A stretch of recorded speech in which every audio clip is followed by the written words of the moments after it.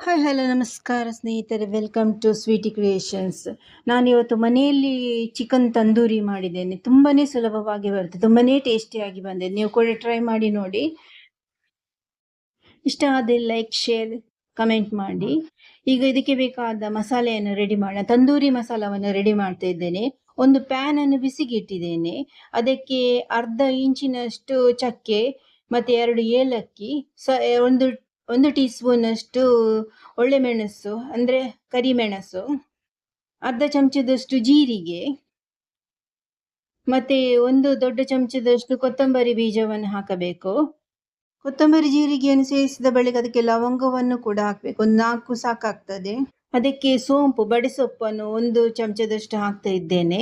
ಇದನ್ನು ಸ್ವಲ್ಪ ಹೊತ್ತು ಚಂದ ಮಾಡಿ ಹುರಿಬೇಕು ನಾವು. ಇದನ್ನು ಮಧ್ಯಮ ಉರಿಯಲ್ಲಿಟ್ಟು ಸ್ವಲ್ಪ ರೋಸ್ಟ್ ಮಾಡೋಣ.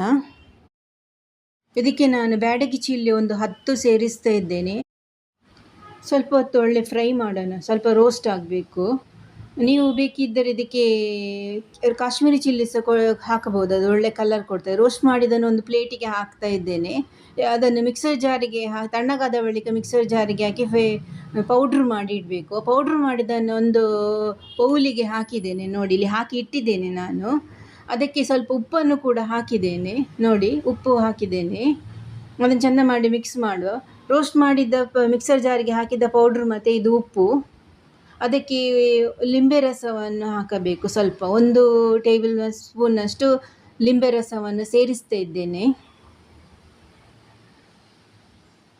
ಲಿಂಬೆ ರಸವನ್ನು ಹಾಕಿದ ಬಳಿಕ 1 ಚಮಚದಷ್ಟು ವಿನೆಗರ್ ಅಂದರೆ ಸಿರ್ಕವನ್ನು ಹಾಕಬೇಕು. ಅದಕ್ಕೆ ಅರ್ಧ ಚಮಚದಷ್ಟು ಶುಂಠಿ ಬೆಳ್ಳುಳ್ಳಿ ಪೇಸ್ಟನ್ನು ಕೂಡ ಹಾಕಬೇಕು. ಇದನ್ನು ಚೆಂದ ಮಾಡಿ ಮಿಕ್ಸ್ ಮಾಡುವ. ಬೇಕಿದ್ರೆ ಸ್ವಲ್ಪವೇ ಸ್ವಲ್ಪ ನೀರನ್ನು ಸೇರಿಸಬಹುದು.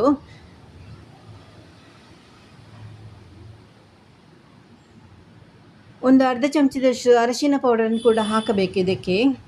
ಈಗ ಮಿಕ್ಸ್ ಮಾಡಿ ಆಗಿದೆ. ಈಗ ಕ್ಲೀನ್ ಮಾಡಿ ಇಟ್ಟ ಚಿಕನನ್ನು ಹಾಕ್ತಾ ಇದ್ದೇನೆ ಇದಕ್ಕೆ. ನಾನಿಲ್ಲಿ ಬೋನ್ಲೆಸ್ ತಗೊಂಡದ್ದು, ನೀವು ಬೋನ್ ಇದ್ದದ್ದು ಬೇಕಿದ್ದು ತೆಗೆದುಕೊಳ್ಬೋದು. ಇದನ್ನು ಚಂದ ಮಾಡಿ ನಾವು ಕೈಯಲ್ಲಿ ಮಿಕ್ಸ್ ಮಾಡಬೇಕು. ಅದು ಮಸಾಲೆ ಒಂದಕ್ಕೊಂದು ಹಿಡಿಬೇಕು, ಅದಕ್ಕೋಸ್ಕರ ಚಂದ ಮಾಡಿ ಕೈಯಲ್ಲಿ ಮಿಕ್ಸ್ ಮಾಡ್ತಾ ಬರಬೇಕು. ಒಂದು 5 ನಿಮಿಷಗಳ ಕಾಲ ಹಾಗೆ ಮಿಕ್ಸ್ ಮಾಡಬೇಕು. ಮಿಕ್ಸ್ ಮಾಡಿದ ಬಳಿಕ ಇದನ್ನು 2 ತಾಸು ಇಡಬೇಕು. ನೀವು ಎಷ್ಟು ಇಡ್ತೀರ ಅಷ್ಟು ಒಳ್ಳೆಯದು. ಕಮ್ಮಿ ಅಂದರೆ ಒಂದು 2 ತಾಸಾದರೂ ಇಡಬೇಕು. ಒಂದು 7 ಅಥವಾ 8 ತಾಸು ಕೂಡ ಇಡಬಹುದು. ನಾನಿಲ್ಲಿ 2 ತಾಸಿನಷ್ಟು ಇಡ್ತಾ ಇದ್ದೇನೆ. ಫ್ರಿಜ್ಜಲ್ಲಿ ಕೂಡ ಇಡ್ಬೋದು ಇದನ್ನು.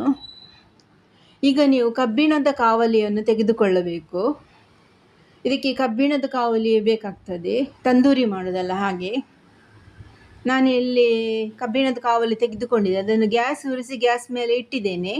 ಅದು ಒಳ್ಳೆ ಬಿಸಿ ಆಗಬೇಕು.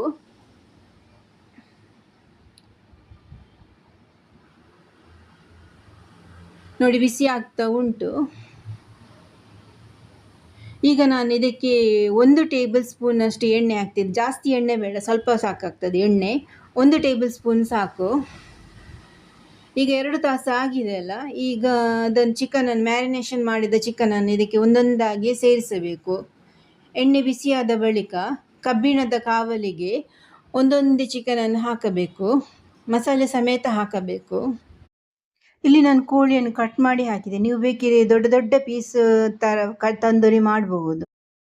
ಹೀಗೆ ಎಲ್ಲ ಚಿಕನನ್ನು ಸೇರಿಸಿದ ಬಳಿಕ ಮುಚ್ಚಳ ಮುಚ್ಚಿ ಒಂದು 15 ನಿಮಿಷಗಳ ಕಾಲ ಮಂದ ಉರಿಯಲ್ಲಿ ಫ್ರೈ ಮಾಡಬೇಕಿದು. ಮನೆಯಲ್ಲಿ ತಯಾರಿಸಿದ ಮಸಾಲೆಯ ಒಳ್ಳೆ ಪರಿಮಳ ಬರ್ತಾ ಉಂಟು ಇದು. ಇದನ್ನು ನಾವು ಎಷ್ಟು ರೋಸ್ಟ್ ಮಾಡ್ತೇವೋ ಅಷ್ಟೇ ಟೇಸ್ಟಿಯಾಗಿ ಬರ್ತದೆ. ಹೀಗೆ ನಾವು ಎಲ್ಲ ಚಿಕನನ್ನು ಹಾಕ್ತಾ ಬರಬೇಕು. ಉಳಿದ ಮಸಾಲೆಯನ್ನು ಕೂಡ ಅದರ ಮೇಲೆ ಹಾಕಬೇಕು. ಈಗ ಮುಚ್ಚಳ ಮುಚ್ಚಿ ಮಂದ ಉರಿಯಲ್ಲಿ ಒಂದು 15 ನಿಮಿಷಗಳ ಕಾಲ ಅದನ್ನು ಬೇಯಲು ಬಿಡೋಣ. ಅದರೊಳ್ಳೆ ರೋಸ್ಟ್ ಆಗಬೇಕು. 15 ನಿಮಿಷ ಆಯಿತು. ಒಂದು ಸೈಡ್ ಫ್ರೈ ಆಗ್ತಾ ಬಂದಿದೆ. ಈಗ ಮಗುಚಿ ಇನ್ನೊಂದು ಬದಿ ಕೂಡ 15 ನಿಮಿಷ ಫ್ರೈ ಮಾಡಬೇಕು. ಇದೆಷ್ಟು ರೋಸ್ಟ್ ಆಗ್ತದೆ ಅಷ್ಟು ಒಳ್ಳೆಯದು.